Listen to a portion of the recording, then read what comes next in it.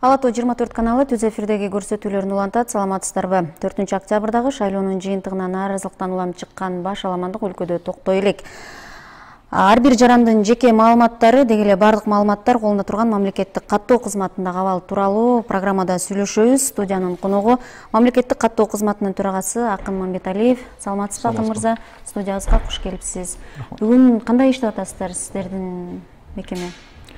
Саламатсыздарбы, чакыргыңыздарга чоң рахмат. Бүгүнкү күндө өзүңүздөр билгендей маалыматтап кетсем, азыркы учурда бүт региондордогу дагы Бишкек борборубузда дагы мамлекеттик каттоо алдындагы системаларды, калктык делүү борборлору, УНА мамлекеттик ишканасы, почталар бардыгы иштеп атат.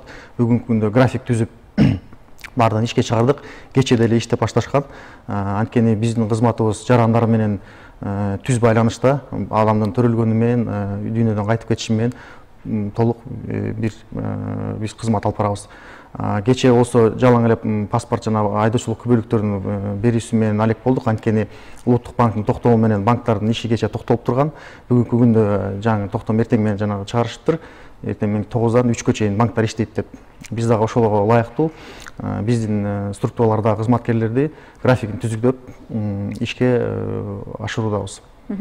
Амына азыр баарыбыз эле көрүп атабыз, ошол 5-октябрдан баштап ар кайсы мекеме ишканаларды, жада калса акимдердин ордун, мэрдин ордундагы басып алуу учурлары болду да, ал азыр деле токтой элек да.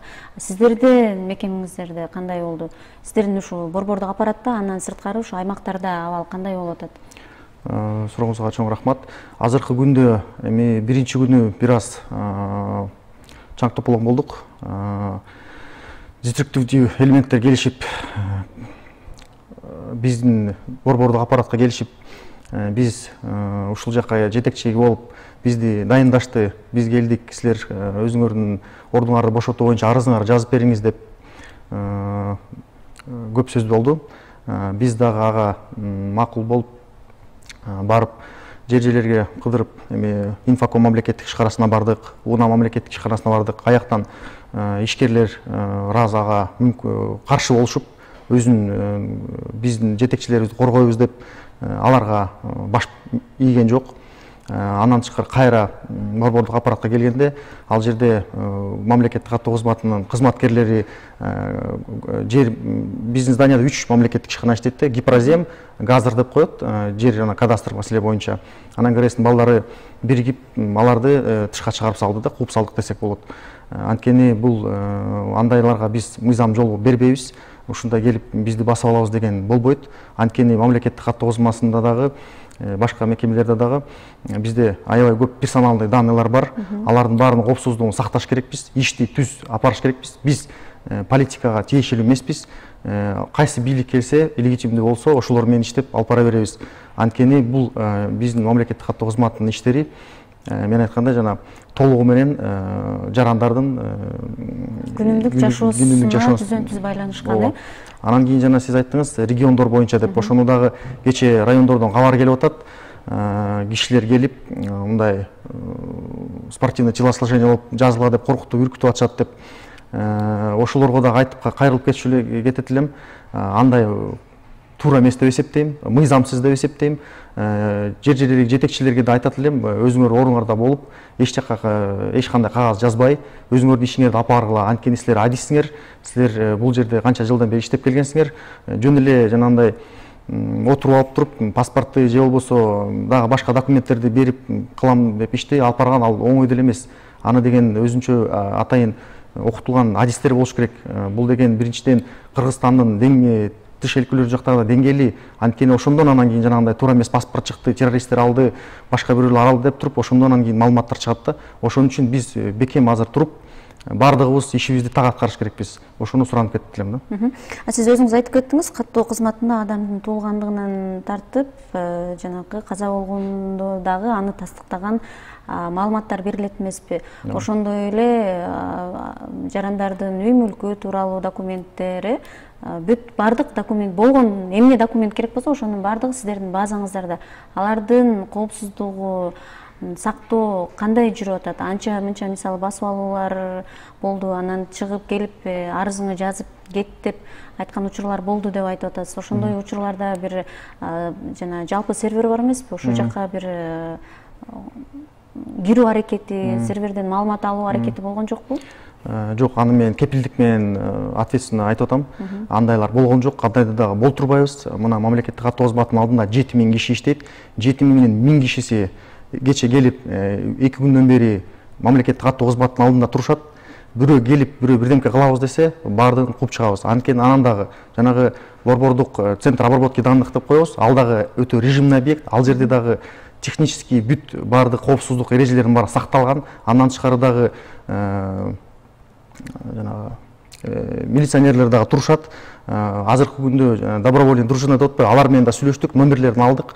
Ал кайсы жерде жайгашканын дагы мен айта албайм, анткени буга кириш үчүн дагы улуттук коопсуздук кабинетинен определенный формалар бар. Ошол гана алынгандан кийин ал жака кирип иштеше алат. Ал жерде атайын адистер бар. Мен ушул жерде азыр мамлекеттик каттоо кызматы төрагасы болуп кепилдик бере алам. Бүт данныйлардын баардыгы өтө жакшы сакталып турат. Мына сурап кетейин, биометрикалык чет өлкөлүк паспорт берилиш керек болчу да негизи. Ошол боюнча процесс кандай жүрүп атат? Качан алып калат биздин жарандарыбыз? Ал боюнча толугу менен биргеликте иш Министерство юстиция менен алып барып атабыз. Анткени биринчиден техникалык группа, бул жана ушу көңтөрүлүш болобу кандай деп аталат билбейм эми.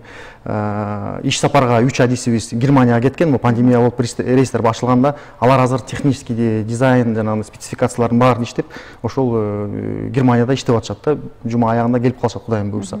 Андан тышкары дагы жанагы нормативно правовой акт деп коет, алар дагы иштелип чыгып, юстиция министрлигине киргизилген.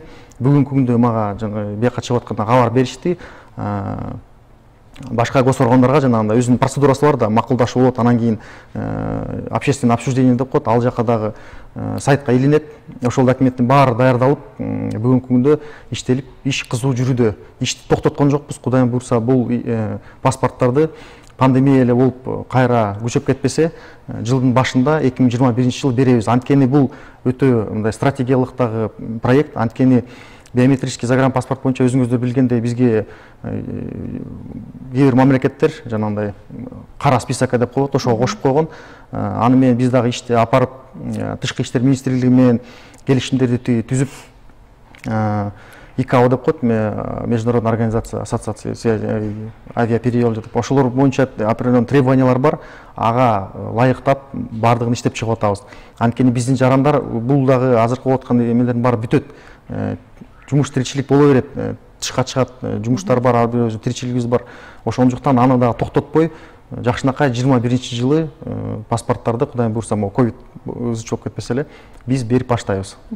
Мындан жакшы, мына азыркы бүгүнкү күндө биздин Кыргызстаныбызда болуп аткан окуялар ар бир кыргызстандыкты кайдыр калтырган жок, баарыбызды кыжаалат кылып турат да.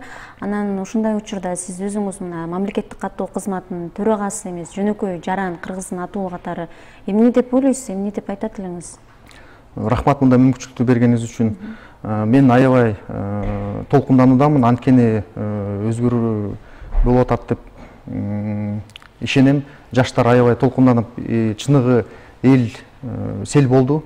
Бүгүнкү күндө эми биринчиден могу телевизордон көрүп атабыз, канча миңдеген киши өкмөт жакка ак үйгө барып атат. Бардыгы пандемияны унутуп, маска кийбей эле, коопсуздук сактабай эле бири-бири менен такыс болуп атат. Эми Кудай сактасын, азыр жана Европа, Россияда пандемия күчөп атат. Ошондуктан суранып келет элек, ушу лидерлерге дагы, жарандарга дагы кичине өзүңөр сактап, маска кийип, кичине ден соолукту ойлош керек да. Ошондуктан дагы жанагы мурунку координационный штаб бар болчу, ушул илдеттикте күрөшөбүз дегенчи, ошол жактарда атайын пландар, республикалык штаб, ошол жактан дагы биз мүчө катары болуп мурун катышып жүрчүбүз. Ал жактан да жанагы больницага курулуп аткан Минздрав аркылуу атайын тендерлер болчу, жанагы койкаларды жасап, гепарин деп коет, жанагы пульсиксометр, ар кандай жабдыктардын баарын тендер алып, ошолорду да көзөмөлгө алыш керек деп эсептейм да. Анткени аларды запас кылып коюп коюш керек. Мунун баардыгы бүтөт. Азыр кыш келет. Ошонун баары жарандыктар азыркы келе жаткан өкмөттөгүлөрдүн башчылары дагы ошону бир аз көзөмөлгө карап койсо, бияктан дагы жана окуп атам, Минздравдын жетекчиси дагы берип атат интервьюларды. Коопсуздукту эме ден соолукту караш керек, маскаларды кийиш керек деп ошондо суранып кетти элем. Жакшылап карашса, адамдар өзүн ойлошсо депчи. Анткени мурда дагы март айында башталганда, ушу 3 айга деп шаарды жаппадык беле, коргонолу деп. Ал жакта да жетишпей калганбыз. Азыр дагы жетишпей калышы мүмкүн да. Мына Европада азыр башталса, бизге 3 айдан кийин келет. Ноябрдын аягы, декабрда экинчи волнасы башталып кетиши мүмкүн. Ошон үчүн ага даярданыш керекпиз, дарыларды караш керекпиз. Ошондо дагы азыркыдай жарандык активисттер жардам беришкен, чай пайларын алып берип, дарыларын алып берип, ошолорго караш керекпиз. Азыркы учурда жаштар деп жана чыгып атышат, ошолорго чоң рахмат. Андан тышкары дагы могу кышкы келе жаткан жана отопительный сезон деп коет. Аны дагы өзүм ойлойм жеке шаардагы да эмес, жерлерде да көмүр кандай сатып алды, могу нарында жана тоо басым болуп кетпеди, жердин баары жабылып, ошол жактан көмүр келеби, келбейби, Казакстандан келеби, ал жактарын дагы ичине бир аз карап койсок жакшы болот эле. Анткени мына тышта суук болуп атат. Эртең күнү эле жарандарыбыз үшүп баштайт. Кайра эле аянтка чыгышат, сурашып, эмне кылдыңар деп. Анан кийин могу илдеттик болгондон кийин кишилер азыр мына жаңычылыкка чыгып атат, 1-2 адамдар кайтыш болуп атат депчи. Ошонун баардыгы эле кайра ызы чуу болуп, кайра эле сел болуп чыгышат. Анткени бул адамдын жашоосу. Биз ошону ойлош керекпиз. Көңүлүңүз бурган үчүн чоң рахмат. Ошонун баарын карайлы да. Чоң рахмат, Акын мырза, биздин студияга келип, ошо ар бирибиз тирүү басып жүргөндөн кийин баарыбызга, өзүбүзгө, биздин балдарыбызга, жашоо тиричилигибизге керектүү маалыматтардын баардыгы коопсуз экени тууралуу айтып бергениңиз үчүн ишиңиздерге ийгилик каалайбыз. Чоң рахмат. Урматтуу телекөрүүчүлөр, мен сиздердин эсиңиздерге сала кетейин. Бул чыгарылыштагы студиянын коногу мамлекеттик каттоо кызматынын төрагасы Акын Мамбеталиев болду. Көрсөтүүнү болсо мен Бурулай Сурманкулова алып бардым. Аман туруңуздар.